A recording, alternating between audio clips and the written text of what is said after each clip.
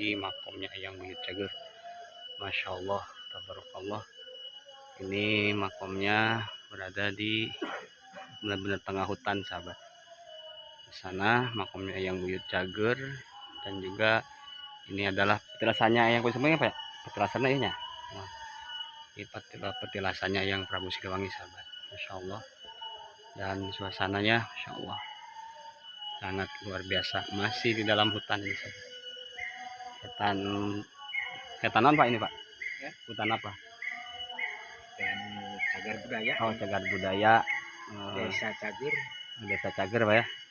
Insya Allah, sahabat. Sahabat yang mau tabaruk ke sini boleh silahkan datang saja ke desa Cager, Pak ya. Di depan juga ada apa, plang Eyang Buyut Cager, tinggal masuk aja, sahabat.